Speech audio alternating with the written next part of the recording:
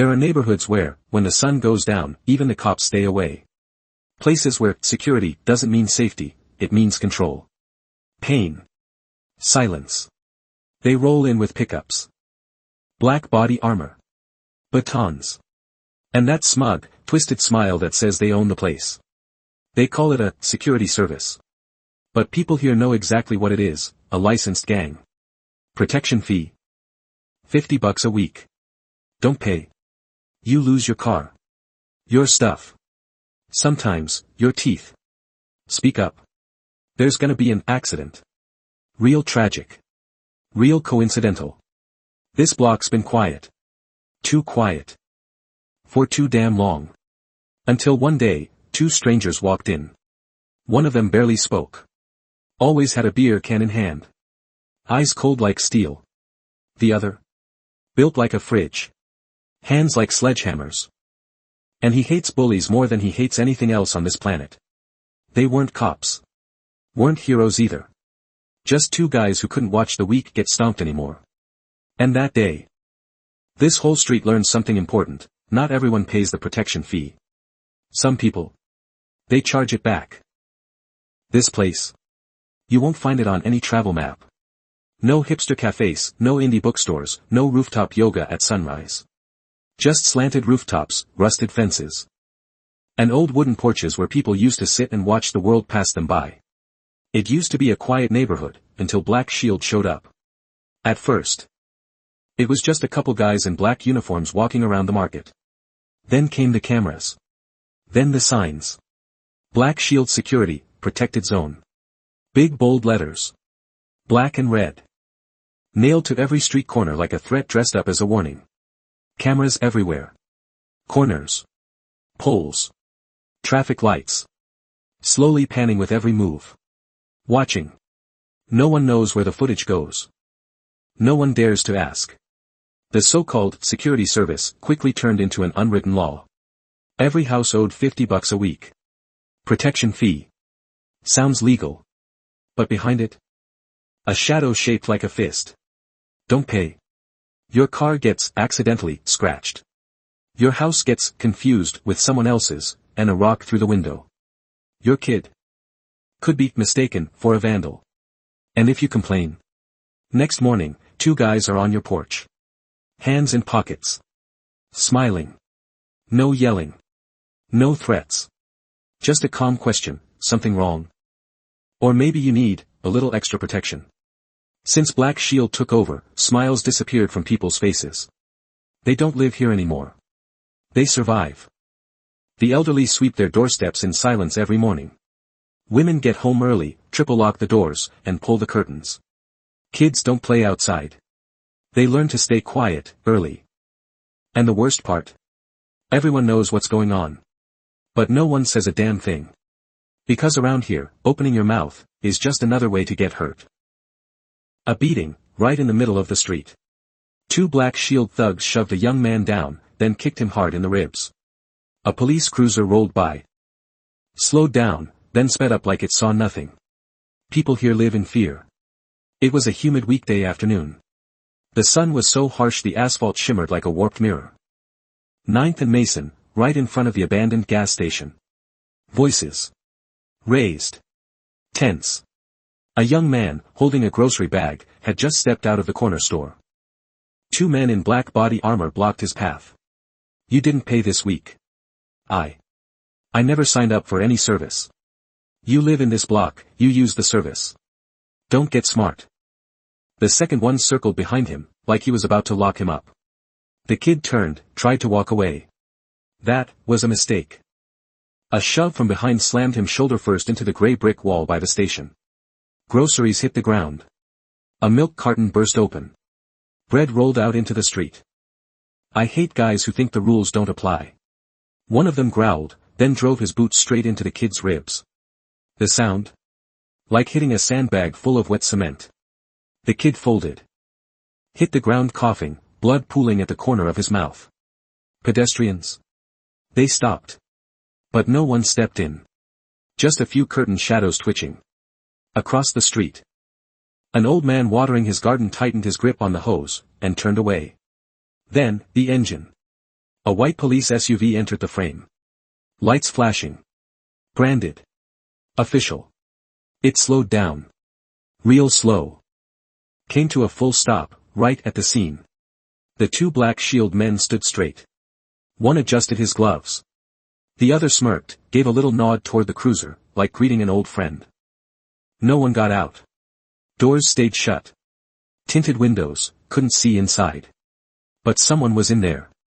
The kid on the ground lifted his head. Reached out. His hand trembling, begging, maybe. The SUV waited, 7 full seconds. Then the lights cut. The car turned. And drove away. No words. No report. Not even a glance. Around here, cops don't protect the people. They protect Black Shield. And sometimes, the scariest thing isn't the fists of the ones in armor.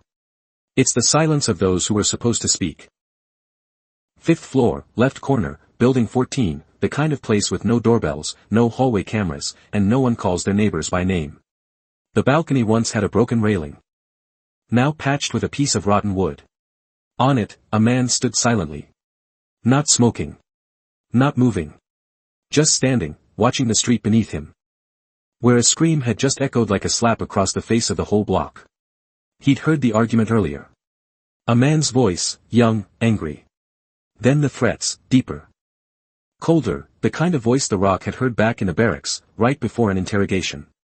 Down on the street, 2 men in Black Shield uniforms were closing in on a young guy. They weren't in a hurry. No need to be. No one was going to stop them. He saw the shove, hard enough to slam the guy's head against the brick wall. He saw the grocery bag fly, milk bursting on the curb, bread rolling out onto the hot street. He saw the other guy step in, driving his knee straight into the kid's ribs. And he saw, the look in the young man's eyes as he hit the ground, a look of pain and disbelief, like he couldn't believe this was happening. No one stepped out. No one intervened. An old lady stood behind a curtain on the 3rd floor, hands trembling, too scared to take a photo. Another young man rode past on a bike, took out his phone, then put it away. The police SUV appeared like a last chance. But all it did, was stop, then drive off like no one was bleeding on the sidewalk. The Rock stood still. Didn't blink. He wasn't surprised. Not angry yet. Just, silent. A dangerous kind of silence, like a growl caught in the throat of a predator. Down below, it ended as quickly as it started. The 2 Black Shield men turned and walked away without looking back. The young man dragged himself up, no one helped, he got up in silence. Dust all over his back. Holding his ribs. He walked off, like a quiet shadow across the so-called protected zone. The Rock still didn't move. As if his body had been nailed to the cold concrete. A gust of wind blew past. Carrying the heat and the sour smell of spilled milk from below. And then, movement. A small figure appeared from the far sidewalk. A boy. Skinny. Wearing a thin t-shirt, one sleeve torn. Backpack on his back. Holding a plastic bag, empty. Mikey. The Rock had seen him, a few times, each morning, riding a rusty bike delivering bread across the neighborhood. This time. He wasn't biking. He bent down and picked up the piece of bread lying near the spilled milk. No one was threatening him. But he still looked around. His face said, he believed just being there was enough reason to be punished. He picked up the broken bread, covered in dirt, smashed flat, and put it into his bag. Not out of habit. But because he had no choice. The Rock kept watching. No blinking. No movement. No words. But inside him, something had awakened, silent, cold, and sharp like a blade. It wasn't the first time he'd seen this. Wasn't the first time he felt he had to step in. But today, something crossed the line. A child eating bread off the pavement. A grown man curled up on the sidewalk. A system pretending it saw nothing. And a whole community staying silent. He couldn't forgive it again. He hadn't stepped down yet. Not enough data. Not enough people. Not the right time. But when his eyes shifted to the end of the street. A newly opened garage, fresh sign, warm yellow lights just flicked on. A man bending over an engine. Wrench in hand. Eyes not afraid. Not silent. The Rock squinted. Slightly. Very slightly. Maybe, it's time. 11th Street corner, where a small garage had just opened 3 days ago. The signboard was makeshift, the paint still fresh, wires still hanging loose, but inside. The first engine had already come alive, that distinct sound of old machines brought back by a pair of seasoned hands. Jason Statham. Nobody knew who he was. He arrived in an old pickup. Unloading everything himself, toolbox, air compressor, oil drums, tires, no help, no complaints. He didn't talk much. Ate fast. Worked clean. Opened on time every morning. Closed earlier than expected every night. And if you looked closely, you'd notice one thing: he never turned his back to the door. The first 3 days were quiet. A few customers showed up. A truck driver. A young guy with an old Ford. Jason fixed their cars fast, charged cheap, never made small talk. But this neighborhood doesn't leave people alone for long. Day 3. 10 a.m. The sun was harsh. A black car parked diagonally in front of the garage. No permission. No space left for other customers. The door opened. 2 men stepped out, black uniforms. Black Shield logo stamped dead center on their chests like a badge of warped authority. One of them walked straight in. No knock. No greeting. No question. Just stood in the middle of the garage and spoke like he was addressing a subordinate. This shop is in a protected zone. His voice was flat, the kind people rehearse after repeating the same script 100 times. Basic plan is $50 a week. Premium is $100, includes night patrol and... Jason didn't look up. He was still wiping oil off a rusty spark plug. He cut him off. Cold. Direct. No volume needed. I don't need protection. I need you to get the hell out. No anger. No growl. But every word, clear like a knock on glass. The garage went dead silent. No music. No customers. Just Jason's eyes, finally looking up, and the Black Shield guy frowning back. Like he couldn't believe what he just heard. The guy scoffed, turned, walked out without another word. No need to. The message was sent. Next morning, 7:13 a.m., Jason opened the garage like always. But something was off. The entire lot out front, 3 customer cars, all tilted to one side. Flat tires. Every one of them. No slashes. No obvious damage. Just enough chaos to cause a problem without needing an explanation. Jason stepped out. Slow. Knelt down at each tire. Felt the air valves, loosened in the dark. He didn't speak. Didn't curse. Didn't call the cops. He stood up. Wiped his hands with an oil-stained rag. Looked down the street, where the 2 Black Shield men had walked off the night before. And that look, that wasn't the look of a mechanic anymore. It was the look of a wolf, that just caught the scent of blood. Jason stood still in front of the lot, his hands still stained with grease and oil. The wind swept across the street, sliding through his sweat-damp hair. No one said a word to him. But everything he needed to know, was already clear. This wasn't a warning. This was how Black Shield marked territory. They didn't need a reason. All they needed was someone who dared not to bow. From an upper floor of the apartment block across the street, The Rock was watching. A cold cup of coffee in his hand, his eyes locked on the garage. He'd been watching Jason since the day he moved in. A man who asked nothing. And let no one ask anything back. And now, in that man's eyes, he saw something. A flicker that looked exactly like his own, the silence before the storm. This whole neighborhood was rotting by the day. No one stood up. No one even knew where to start. But there was one rule The Rock had always believed in, from all his years in uniform. If you want to destroy a nest, follow the rats. And that night, when darkness swallowed the block, The Rock made his move. The Rock wasn't the type to go around asking, what's going on? He was quiet, precise, and experienced enough to know, if you want to understand how a gang works. Don't listen to rumors, follow the paperwork, the money, and the things they go out of their way to hide.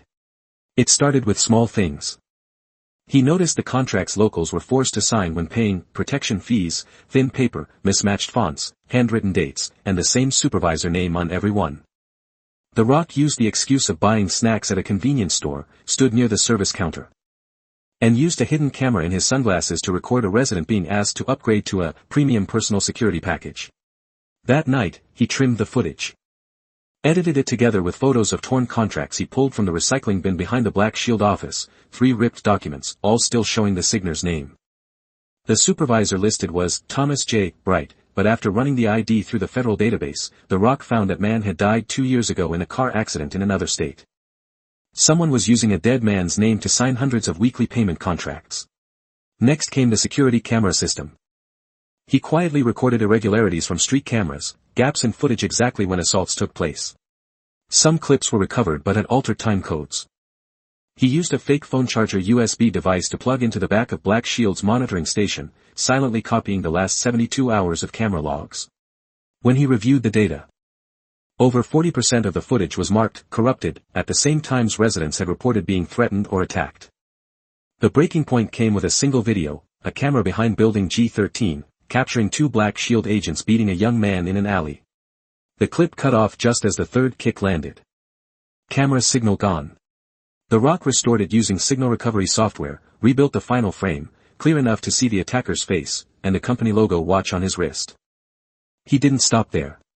He started tracing the money. Every invoice residents received, no matter the company name, pointed back to the same third-party payment processor with a virtual office in Florida. Using VPN systems and access codes from an old friend in the military, he tracked the money trail, from Florida to Belize, then Romania. All roads led to a shell company called Nutera Group Logistics, no website, only a rented hourly office address in Bucharest. Late on day 10, he returned to the neighborhood. Parked in his car about 60 meters from Black Shield's office. Using an infrared scope, he watched the back door, the one nobody paid attention to. And then, the person who showed up wasn't maintenance. Wasn't a collector. It was a cop. Still in uniform, badge visible, holding a thick envelope. No rush. No caution. He walked straight to his patrol car. Opened the door, tossed the envelope onto the passenger seat, and drove off, like he'd done it 100 times before. The Rock didn't need to take a photo. One look was enough. He was part of it. And the system was rotting from the root. Rain started to fall. Wind slipped through the window crack. His laptop screen blinked with new folders, log_backup, contract_fake, video_evidence_013. Cold blue light reflected off eyes that narrowed with every second.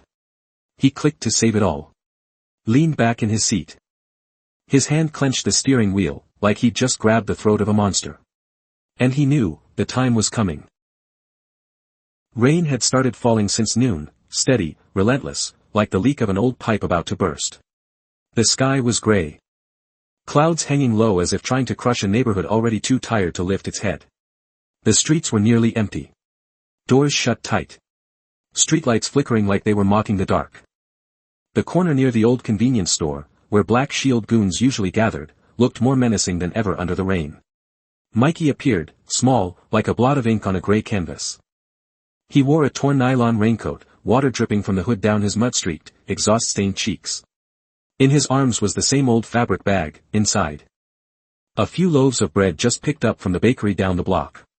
His steps were slow, not from fatigue, but caution. In this neighborhood, the quieter a kid stayed and the more invisible they became, the longer they lived. Mikey passed under an old awning, where 2 Black Shield men stood, avoiding the rain. One of them was smoking. The other hand tapping a baton against his shin like a drum. The second leaned lazily against a utility pole, eyes following Mikey's every move like a predator tracking the weakest in the herd. The boy didn't look at them. He just kept his head down, walking faster, his hand clutching the bag strapped tight. "Hey, kid." The voice was deep. Not loud, just cold enough to slice through the rain. Mikey stopped. He didn't turn around. Didn't answer. Just stood still, like hoping that if he didn't react, they'd let him go. "I'm talking to you." The second guy stepped forward, his boots splashing water, heels smacking the pavement with a sound that sent a chill down the spine. "You walk past us without saying hi." Mikey turned his head. His eyes shimmered with rain, but not a single drop was a tear. He stammered, I'm sorry. I didn't mean." Before he could finish, a hand grabbed his collar and yanked him forward. The shove came fast, hard enough to send his bread bag flying into the air, then landing in a dark puddle near the gutter. Mikey hit the ground, head smacking the iron drain cover. Hands scraping across the wet, filthy street as he tried to catch something, anything. One knee split open, blood mixing with rain, leaving a thin streak of bright red trailing from his leg. Serves you right. Disrespecting your elders. The Black Shield thug laughed loud, squinting at his buddy like he'd just told a killer joke. The other one tapped the baton against his palm. I hate mouthy little punks. You want a proper lesson next time? The boy curled up, shaking, but not crying. One hand wrapped around his bleeding knee. The other reaching for the soaked bread bag floating in the gutter. But before he could touch it, a boot came down. Splat. The bread flattened beneath the heel, soft crust crushed into the mud. Like the last shred of his pride stomped out by men who didn't know the meaning of limits. No one was there to stop it. No voices called out from balconies or behind curtains. The whole neighborhood watched in silence, like an audience too familiar with the game, and too smart to interfere. Because around here, stepping in only gets you hurt. The sound of bread being crushed echoed like a warning shot. Jason was walking past the mouth of the alley. One hand in his jacket pocket. The other holding a size 17 wrench he'd just used to tighten the last tire of the day. He was about to head back to the garage, end the day. Let one more day slide by without giving a damn about the black-clad dogs in uniform or the rotting stench of this neighborhood. But what he heard wasn't the rain. It was the stifled whimper of a child. And when he turned, he saw that tiny boy, kneeling in the rain, hands trembling.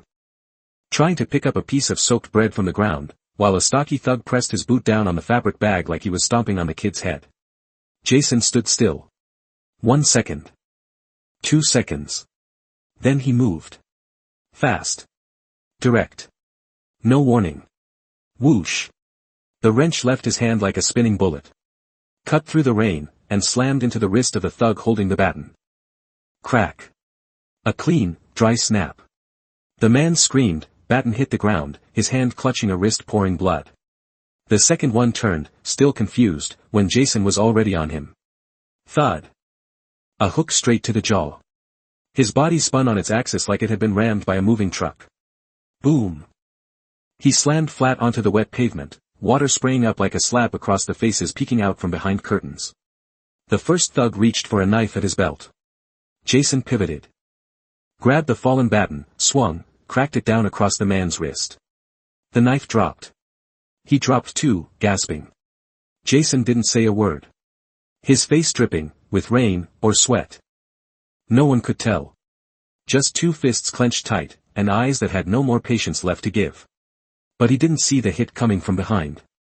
The first one, hand bleeding and numb. Still managed to lunge back up, grabbing a steel pipe and swinging hard toward Jason's head. Clang. A thick arm blocked it out of nowhere. The pipe stopped midair. No shake. No recoil. Just, stopped, like it had hit a concrete wall. Jason turned. The Rock. Didn't say a word. Just looked at Jason for 1 second, then drove his fist straight into the man's face. That punch made no sound. Only a body dropping to the ground, like a sandbag ripped open mid-fall. 2 men. No words. No apologies. No questions. Only one truth laid bare in the middle of the street. You picked the wrong men to mess with. And now, you're gonna pay. That night, the neighborhood drowned in cold rain and a silence tight as steel wire. An old garage, abandoned since last winter. The roll-up door dented, walls peeling. The concrete floor stained with oil. The Rock leaned against a rotting wooden shelf. Jason sat on an empty oil drum, arms resting on his knees, breathing slow. They'd been silent for minutes. No one said a word. No need. The sound of rain hitting the corrugated metal roof above was the only thing filling the space.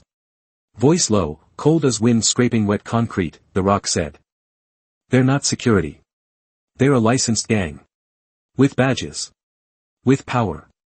And a whole damn system behind them. Jason didn't answer right away. He looked down at his calloused hands, still marked with dried blood from the fight earlier. Raspy voice, Jason said, I used to be a soldier. Used to think I was doing the right thing. Then I watched my brothers die, because of a fake report. I survived, but I swore to myself, from now on, I live. I don't fight. The Rock nodded. No pushback. He understood men like Jason, not afraid. Just once believed. And once broken. Nothing more was said. The rain got heavier. Two silhouettes split apart, each walking back into their own darkness. A few days later. Early morning. Jason had just opened the garage. The scent of coffee mixed with the metallic heat from last night's engine still hung in the air. A hush came from up the alley. An ambulance parked in front of a small corner house, the one where the old lady lived. The one who used to bring Jason pastries every time he fixed her car for free. She was gone. Neighbors said she'd been evicted for missing this month's protection fee. She had an asthma attack. No meds. No one dared to help. And Jason showed up minutes too late. He stepped inside the tiny house, empty and cold.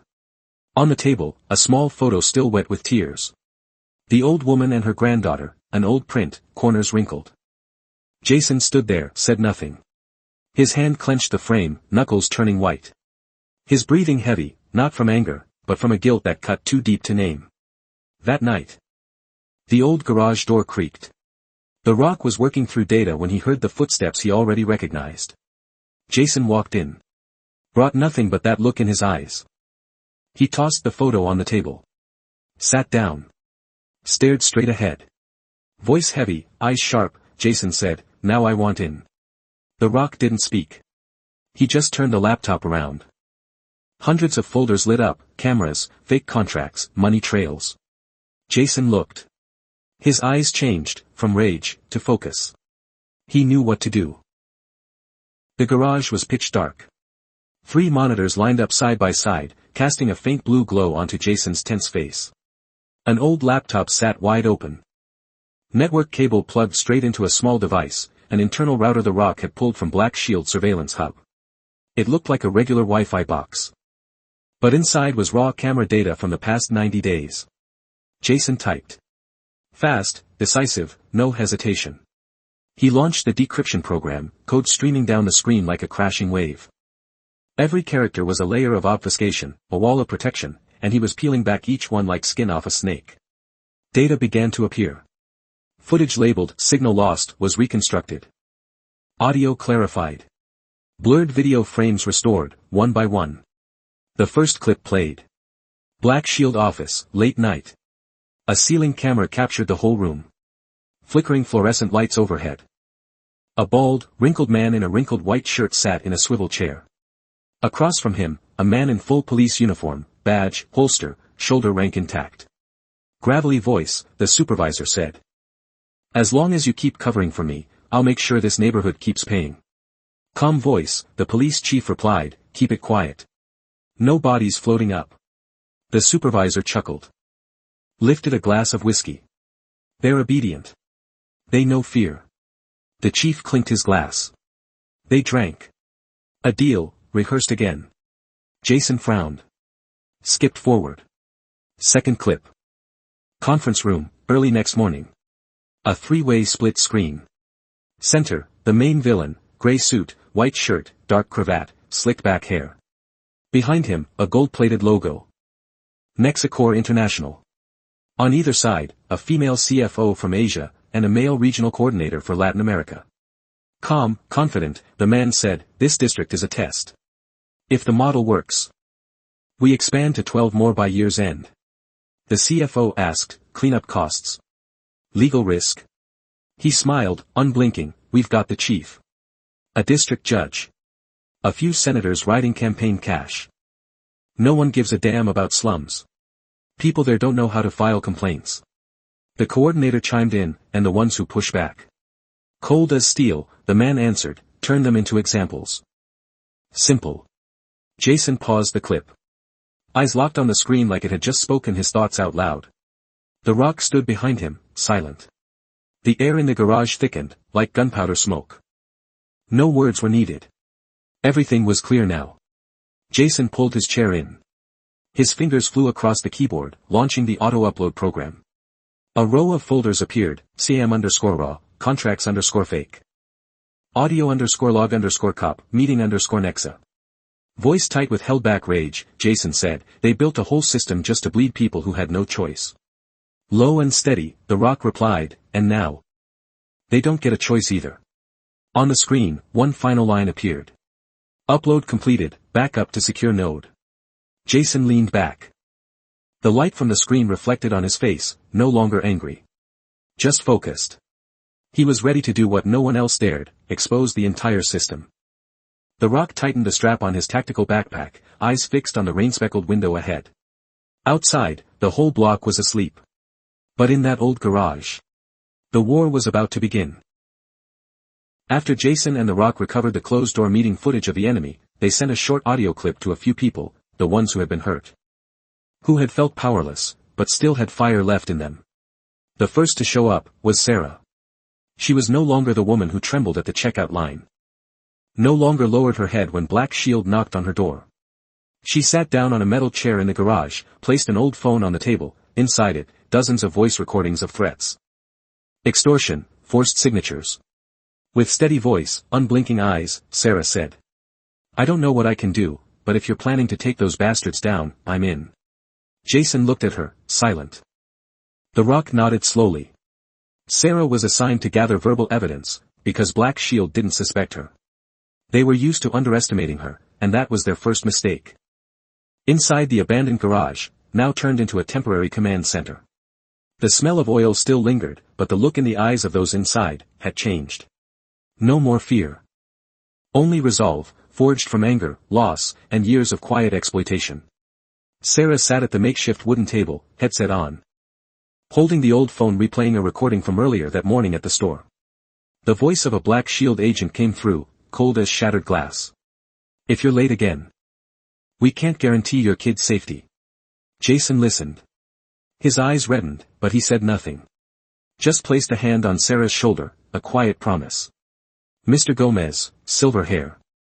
Quiet man from the end of the alley, sat against the wall with a broken ruler and a hand-drawn map sketched in colored pencil. In 12 years of selling drinks around the neighborhood, he'd memorized every corner of the Black Shield building. Now he was redrawing it, side entrances, maintenance shafts, camera spots, even shift change hours. They don't know this old cripple still remembers everything. Across the room, a group of teens dismantled keychains, plastic watches, empty soda cans. All covers for microcameras Jason had salvaged from old military supply. Zane, 16, bleached hair, fight inked across his knuckles with a marker, smirked as he clicked a battery into place. With a cocky, sharp tone, Zane said.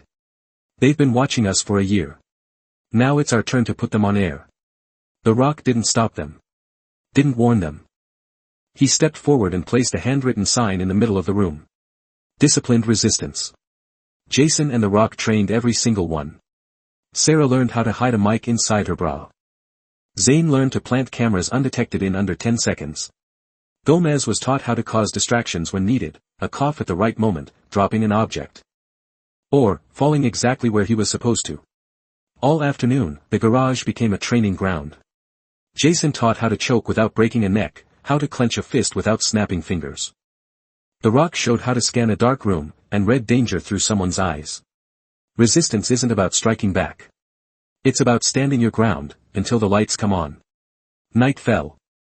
Minicams were now planted around Black Shield's HQ. Every corner. Every pole. Every trash bin.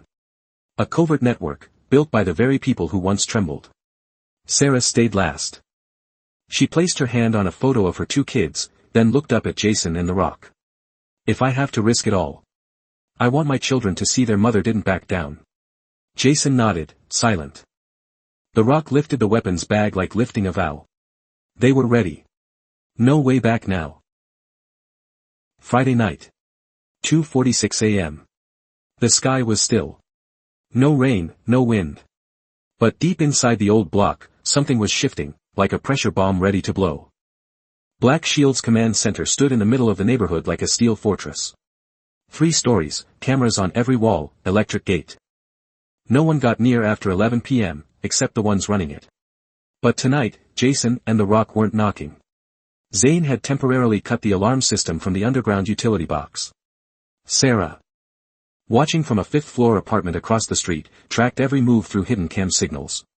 Gomez, from an abandoned guard post, relayed updates through an old radio. Low and steady. The Rock said. Hit your mark. No noise. No talking. 3:01 a.m., Jason used a laser cutter to unlock the west side service door. It was used for deliveries, rarely noticed.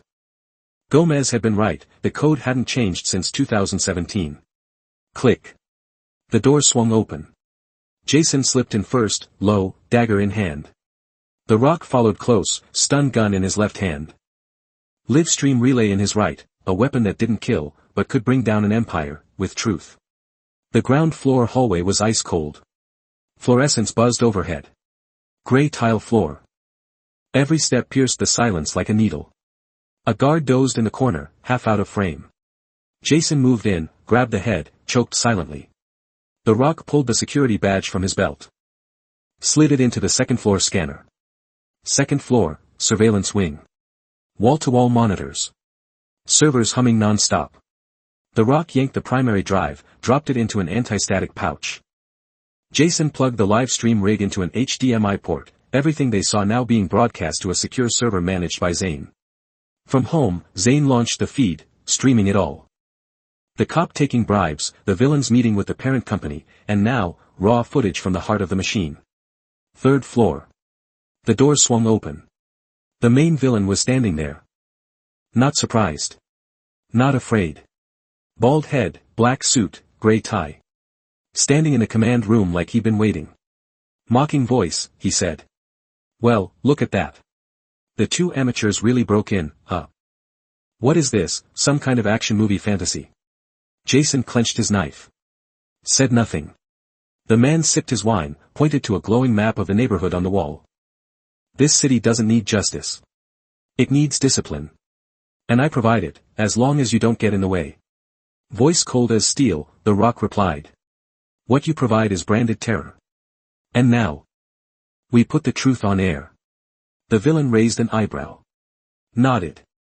Live stream, huh? Cute. But are you sure people even care? Or are they gonna curl up, like they always do? He clapped. 3 agents burst in from the hallway. Jason spun, dagger flying, slamming into the first guy's shoulder. The Rock stepped back, dropped low, and drove a punch like a sledgehammer. The second guy crashed into the console, sparks flying. Jason grabbed a broken keyboard and swung it across the last one's knee. The villain didn't move. Still smiling. Eyes lit up like halogens. Voice twisted, grin warped. You think you can change the system? That's adorable. Jason charged. A punch cracked his lip, but the smile remained, crooked, but unbroken. The Rock pulled the live stream transmitter from his bag, plugged it directly into the master terminal. Voice firm, unshaken, he said. Tonight, they all see.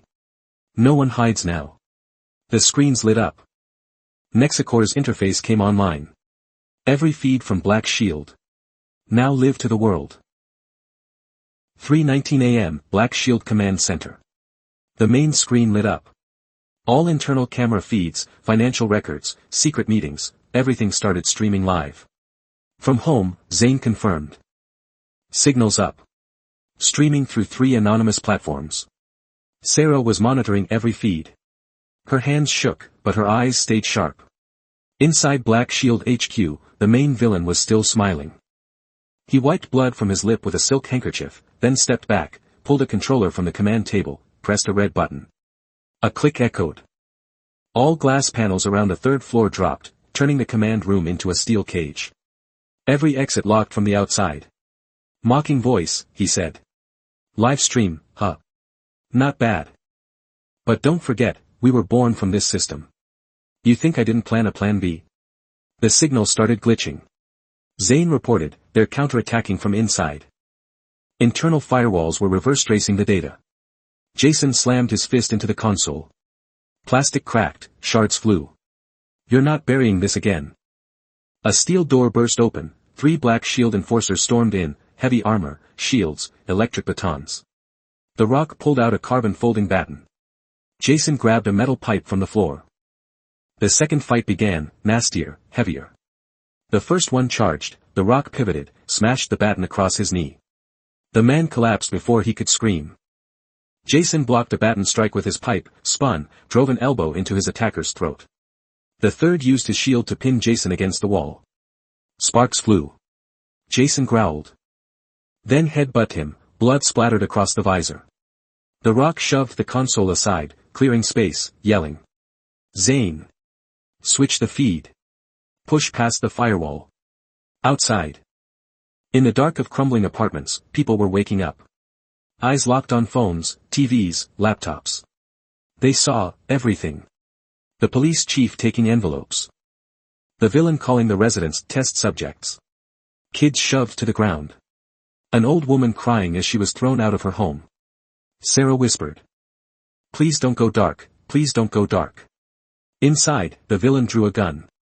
He aimed at the streaming device wired directly into the mainframe. The Rock shouted. "Jason." Jason rolled.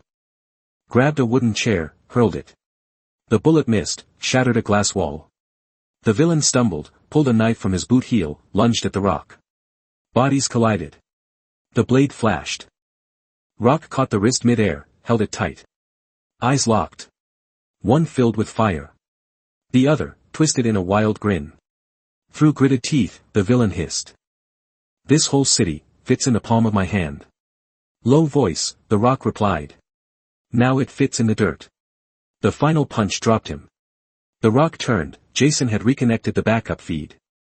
The live stream was stable. The police chief was being exposed frame by frame. And the entire city was waking up. 3:45 a.m., Black Shield Command Center.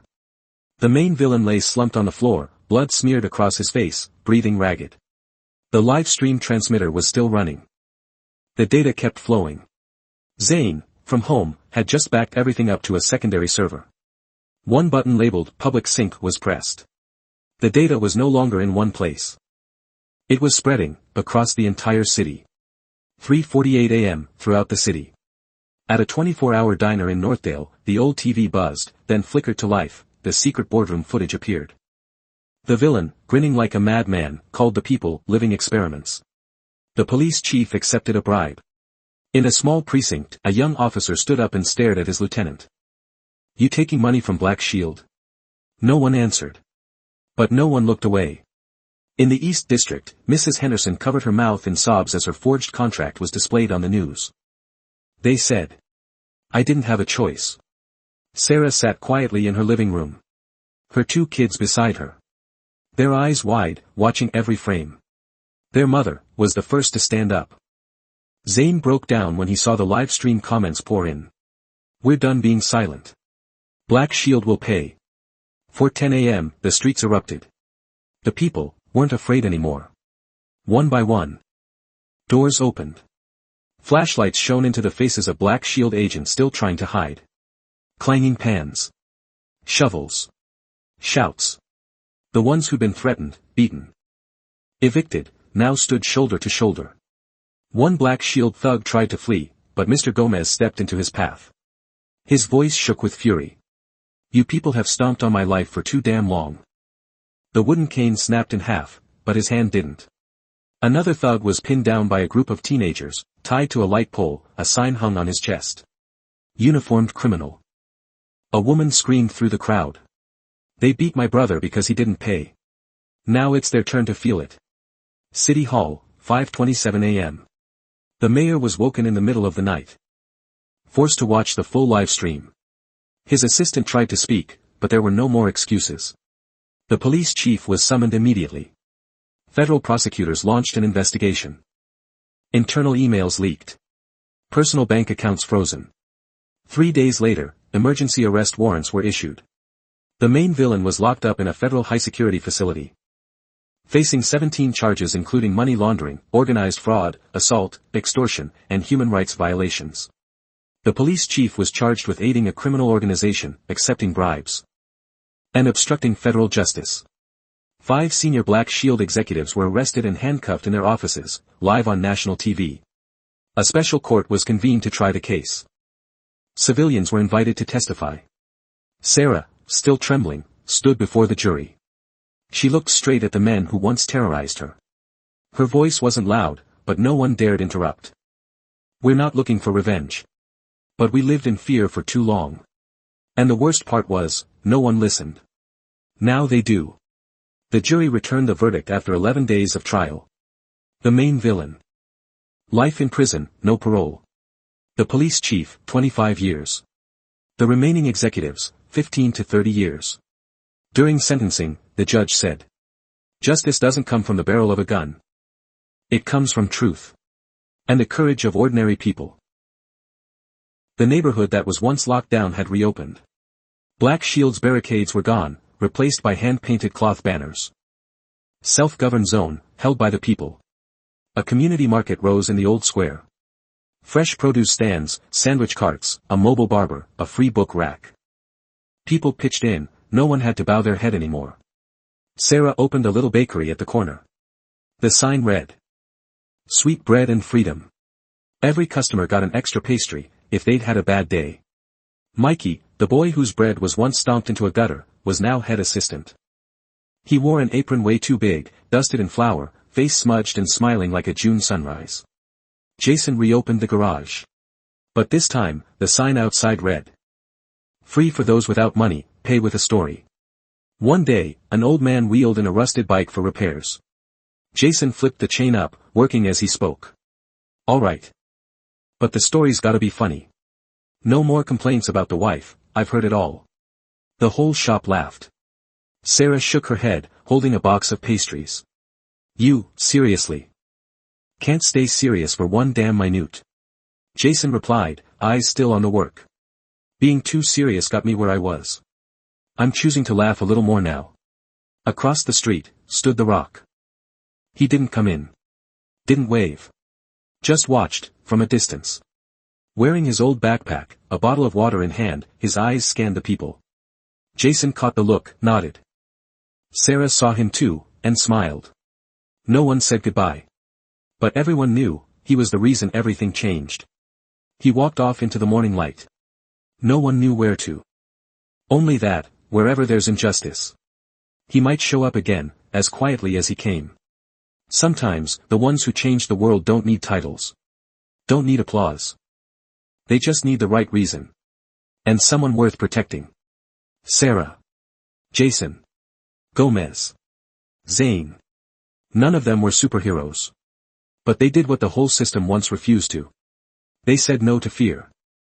If you're living in the dark, remember. It only takes one spark to burn down the whole night. And if you see something wrong, don't wait for a hero. Be the first one to step forward. If you've ever witnessed injustice, if you've ever seen someone cornered, with no one speaking up for them, tell us what you think. Drop a comment. Like this video. Share it with someone who needs to hear this. Don't wait for a hero. Be the first one who steps forward.